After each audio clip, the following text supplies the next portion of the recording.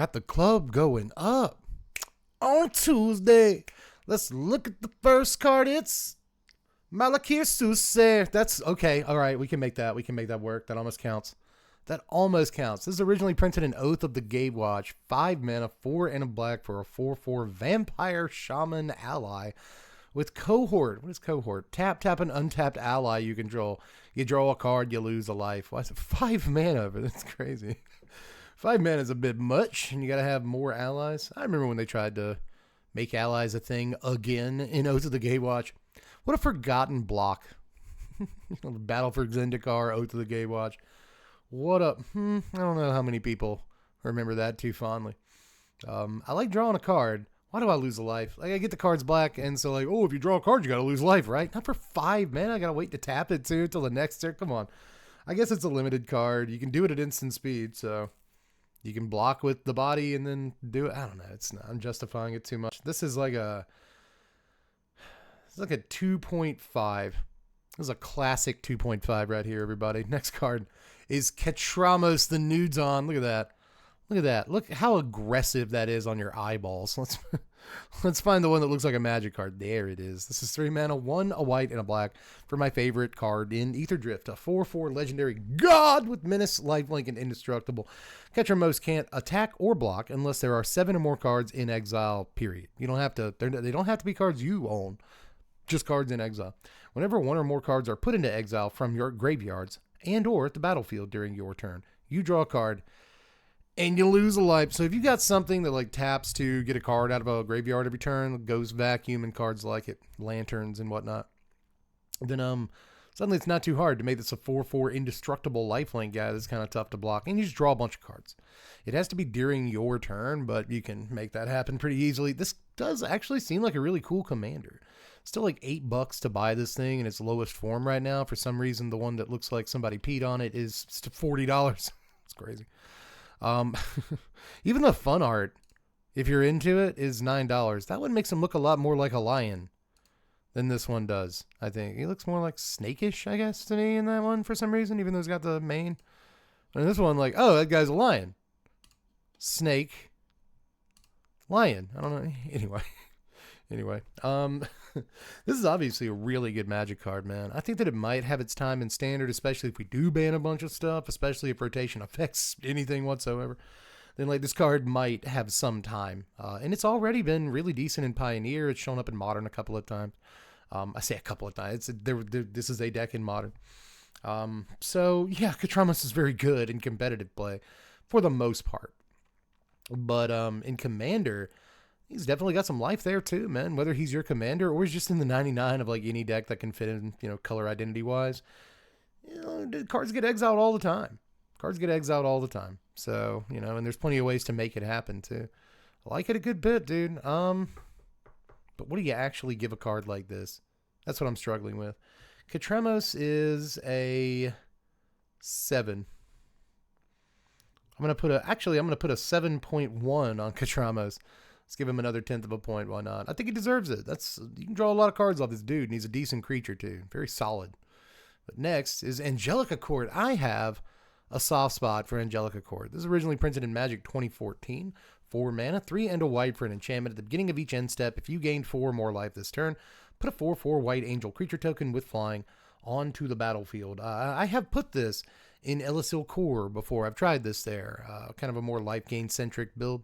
And I just recently kind of tried this out in a Hope S time. I haven't played the deck yet, but it's kind of in my maybe board. You know what I mean? That deck's going to gain a bunch of life. And typically, I like getting a 4/4. And with stuff like an Anointed Procession and Elspeth Stormslayer and blah, blah, blah, Mondrak, if you have the money for those effects, you're getting double 4/4 flyers. You get into game like that, or they just play defense really well. If some people can get through your ghost prisons and propaganda effects and whatever. Then you've got huge blockers too. So I've always liked Angelica Court. I think that it, not necessarily that it gets a bad rap. I just don't think enough people like consider it or remember it. I just got some memories in paper with this card even before I started playing Commander.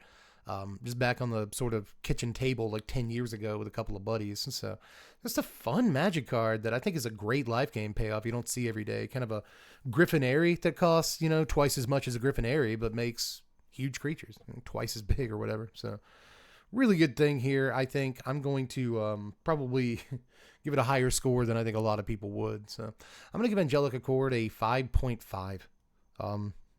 And honestly, I think a few people watching have some memories with this. They might give it a higher score than that, but I don't know. I think a lot of people would give this like a 4, 3.8 or something like that. I have a lot more faith in Angelic Accord than that. I think it's a really good Magic card in a lot of ways. Next is Split the Party from Adventures in the Forgotten Realms. 5 mana, 3 and 2 blue for a sorcery. Choose target player. Return half the creatures they control to their owner's hand. Round it up. It's pretty bad. It's pretty bad, man. 5 mana at sorcery speed for 1 player to return half their creatures. I guess you can return half of your creatures. That's probably the fun thing to do with it if you've got ways to, make that work. But geez, it costs 5 mana. It's almost uniquely bad for an effect like this, So I'm going to give this, I'm still going to give it a 3.2. I guess it's a pseudo sweeper against like tokens decks, but even then they're just going to be really, really mad at you. That's all that's going to do. Next is Spectral Searchlight from Ravnica City of Guilds. 3 mana for an artifact. Tap it, choose a player. That player adds 1 mana of any color he or she chooses to his or her mana pool. Used to be able to, mana burn people with this. You can't really do that anymore. Mana burn doesn't exist. Look it up, kids. This is pretty bad now. It's just there's any number of 3 mana rocks you could be playing in Commander. And they're basically all better than this, save for 1 or 2. So I'm going to give this a 2.9. Sure. It's still a rock. How bad can those be? Heroic Charge from Dominaria United is up next. 4 mana, 2 and 2 white for an instant with Kicker, 1 and a red. We have had bad luck this week so far with Kicker, 1 and a red. Creatures you control get +2/+1 till end of turn. If the spell was kicked, those creatures also gain Trample until end of turn. So 6 mana for a real overrun effect in Boros. There's just nothing green about this thing, which is kind of neat. But still, I don't think anyone wants to play this. So, sadly, I think it's actually kind of neat, especially like as a Boros game breaker in Limited. I think it was probably kind of fun, but it's probably where it started and ended. So let's give this a 2.7. I don't know if that's worse or better than the last thing that was like a 2.9 or whatever, but I don't really care either. This is just kind of a drafty thing. The next is Pyroclasm. We actually did that day 1, so we don't have to worry about it today. Cool art, though. That is cool art. Next is Ashok from War of the Spark here. Dream Render. 3 mana, 1 and 2 blue-black hybrids. For a 5 loyalty legendary planeswalker Ashok, spells and abilities your opponents control cannot cause their controller to search their library. Hot dog. You can also -1 Ashok. Target player puts the top 4 cards of their library into their graveyard. Then exile each opponent's graveyard. Ash is pretty good, man. Every time I read Ash, I'm like, okay, yeah, you can go in my deck. Especially now we have like the water crystal, so a -1 is a mill 8. It's pretty cool, I guess. And you exile everyone's graveyard, which is an underrated ability. No one can use their tutors in Commander, the ultimate sort of equalizer if you don't have. Well, you can play your tutors. It just says your opponents. So if you want a vampiric, then I guess you can. This is still like $1.29 from War of the Spark, and honestly, I think it should be worth more. This anime art on the Japanese version, that's still $2.39. That is a heck of a deal right there.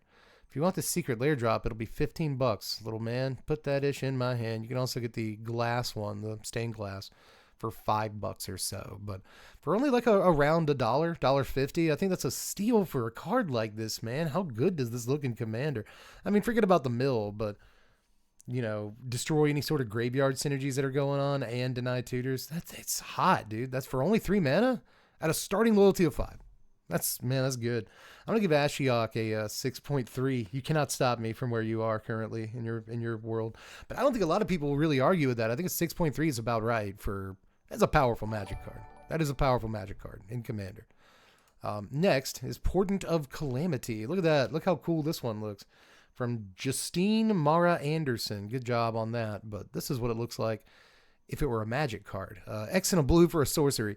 Reveal the top X cards of your library. For each creature type, for each card type, you may exile a card of that type from among them.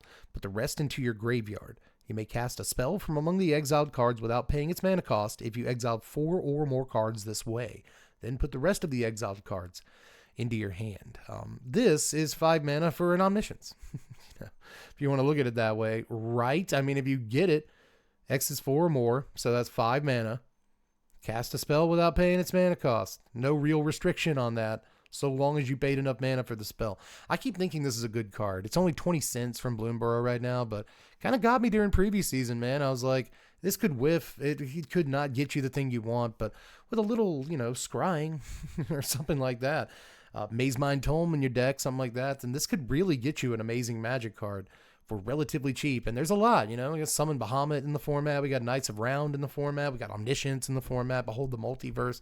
So, there's some BMFs that this thing can hit for you. And I would not be surprised if it had its moment at some point. But, we've got better ways of getting the Omniscience and the, even the Bahamut right now. So it's probably what's keeping it down. And, maybe the fact that just game's in too early is also keeping it down. So, I really want to like this card, but for now, I'm just going to score it like a 4.4. I think that it could be potentially really good in Commander. If again, you play your cards right, which is a little easier in Commander to like scry up, you're going to get an amazing thing off of this. You've got the mana to cast it. You've got a lot of rocks out. So X can equal 8 and get you a free, really good card. I think it's pretty good there, but I still think there's probably ways of filling out your deck that are better than this for the most part. So I'm going to stick with a 4.4-ish and kind of want to know what you guys think too, though, about Portent. I think it's a fine Magic card. Next, oh wow, it's Sneak Attack. Whew. So of course this is banned in Historic and kind of has to be. This is originally printed in Urza's Saga? Yes. Okay. Got it. All right. So this is only like $11, and I bet you can get a heavily played one for way less than that. You can get some copies for like $4. Dominaria Remastered, $4.50, give or take. That's not bad. 4 mana, 3 and a red for an enchantment. Pay a red, and you may put a creature card from your hand onto the battlefield. That creature gains haste, sacrifice it at the beginning of the next end step. Wild. It's absolutely wild thing right here, I think. You know what I mean? And this would go pretty well in the Knuckles deck. I hate that I have to say that. Hate it. But like the Sonic deck too, or the Shadow deck, like any creatures with haste are really good. As a matter of fact, Shadow would go super well in because you sack the creature at the beginning of the next end step, you draw a card because that's what Shadow says. Shadow the Hedgehog is a good Magic card. So is Sneak Attack. This is a feared deck in Legacy and Vintage back in the day, and I think it might still have some sway in that environment if I'm not mistaken. Sneak Attack is just a very, very good Magic card, dude. Gosh, what do you give something like this? Gorsh. The Enchanting Tales is $50. Oh, it's this like fancy anime art. I see. If you want the actual Enchanting Tales art by Schaefer Brown here, that's only $4. That's a pretty good deal right there. That's crazy they reprinted Sneak Attack in Enchanting Tales. That's pretty nuts. If you want this anime art without the fancy foiling or whatever, it's only like $6.50. It's also kind of not what a Sneak Attack should look like. You know what I mean? Maybe the best one is the Judge gift card at only $12.50. That's not a bad call for like a piece of Magic history. They only printed like a few of these. I think it's actually pretty sick. But anyway, I'm going on and on about the price of the card. This is so good, dude. This is a feared Magic card. I have to give Sneak Attack like an 8.7 or something, 8.8 even. Let's go 8.85 on Sneak Attack. I just want to keep creeping up. This is going to be the best card we see today unless the last card is Black Lotus. So I guess we'll see. But this is, yeah. Sneak Attack is a wonderful Magic card. 8.85. That's my final score on this. It's so good.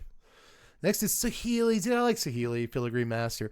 Originally from the Brothers War. 4 mana, 2, a blue, and a red for a 3 loyalty Planeswalker. +1 to scry 1.